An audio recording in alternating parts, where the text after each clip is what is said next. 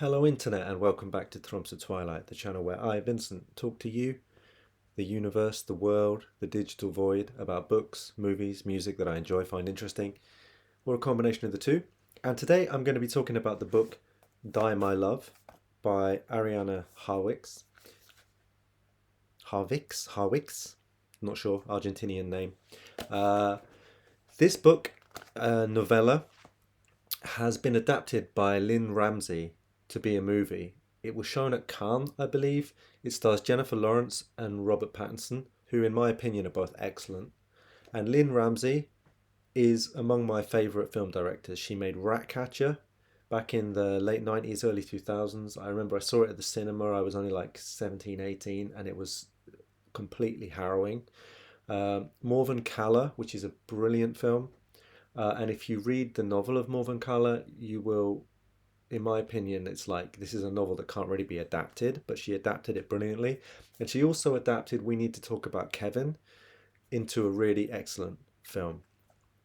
So I've had this book sitting on my shelf since roughly the time that it was translated. My friend Helen, who I actually went to primary school with, so I've known her since I was a child, she gave me this book around the time it came out in English. And it's just been sitting on my shelf. And I read it now in preparation for seeing the film whenever that comes to Norway. Probably it'll be the Tromsø Film Festival, will be the first opportunity I get to see the movie.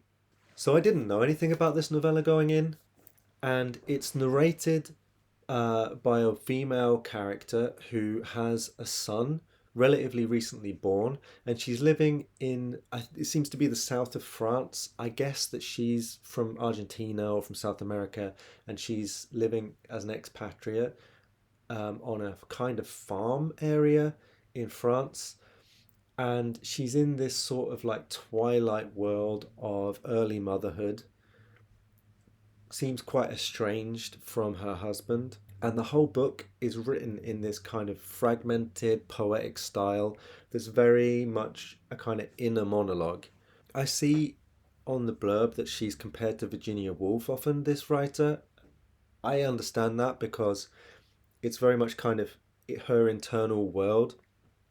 At the same time, the style of the interior monologue is very different to the one that you find in, say, Mrs. Dalloway.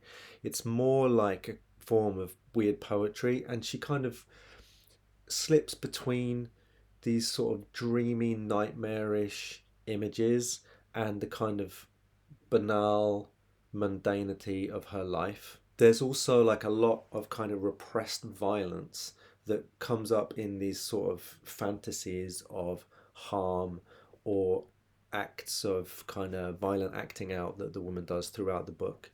It took me until quite far into the novel or the novella to realize that the story was not being told consecutively. I thought that I was reading a story kind of a woman becoming progressively more unstable kind of through the narrative in a chronological kind of telling of this story. There's one moment where she seems to kill an animal, and then later the animal is alive again. And so I thought, oh, she never did kill that animal, but then you realise, no, she did.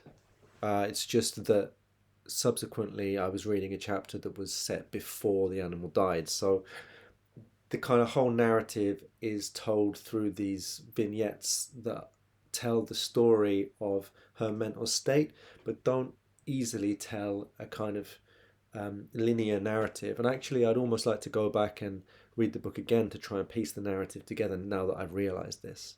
So I haven't seen the movie yet, but We Need to Talk About Kevin is written in a similar style, although it's more narrative and kind of less fantasy. It's also written in a non chronological way, and when Lynne Ramsey adapted the film, she adapted it in that fashion, so it was like associative rather than chronological.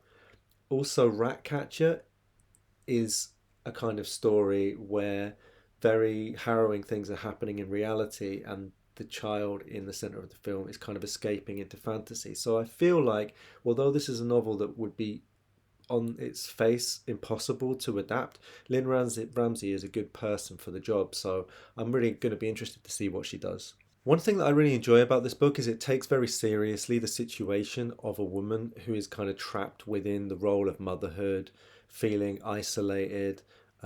It's like her husband no longer sees her as a desirable person, and she kind of hates her sexuality at the same time as she has like ravenous desire, and the two things, the conflict between these two things is impossible for her.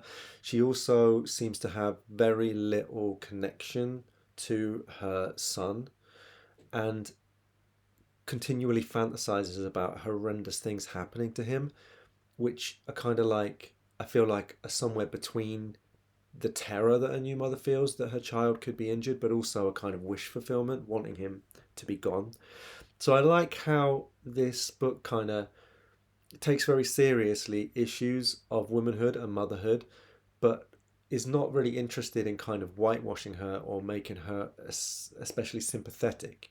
I'll be interested to see what Robert Pattinson does with the husband character, because he's not very developed in the book.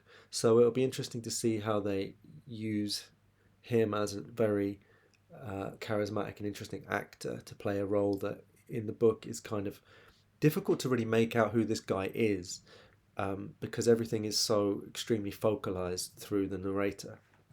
At the center of this novel, there is a kind of violent event that comes up several times through the book because, as I say, it's not written chronologically. Essentially, the narrator falls through a plate glass window, or that seems to be what happens.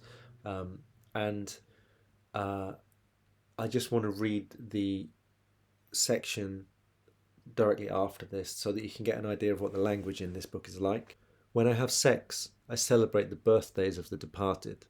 When I fall in love, like this very minute, as I shake myself, I scatter earth onto a coffin. It doesn't matter whose. And when I masturbate, I desecrate crypts. And when I rock my baby, I say amen. And when I smile, I unplug an iron. Hence the kiss. Because, after all, since forever, and since even before being born, and for the whole time my husband's been shouting with jealous rage, I've been dead. So this edition of the book, which is on Charco Press, which was a small press dedicated, I think, to a literary translation, I think maybe possibly mostly of South and Central American writers. It's translated by Sarah Moses and Carolina Orloff, and I will say that there are little moments in the translation that are very idiosyncratically English, and that to me were a little off because they were so English. Like that, you could have chosen a more transatlantic or international word sometimes. So it was like, okay, this is supposed to be a South American woman in the south of France, but the language being used is like specifically an English person of a particular class. Other than that, I think, the translation of the language, it retains a kind of weird, uncanny, fiery quality that makes the book really compelling to read. So if you haven't read it and you're interested in it, I would recommend reading it before the film comes out. I think it's the kind of book that's good to read without having the images and without having the actors in your mind when you're reading it. If you have read it, do let me know what you thought about it. And if you've seen the movie, maybe you've seen it at a festival, or maybe it's been released where you live, let me know what you thought of it. I'm going to be back soon with a couple of videos. I'm going to see a band that I liked from the 90s this weekend, and I'm going to come back with a little review of the concert next week. I'm also reading a book that I was recommended by a viewer, and so I'll be back soon to talk about that. Thanks very much for watching this video, and hopefully see you again.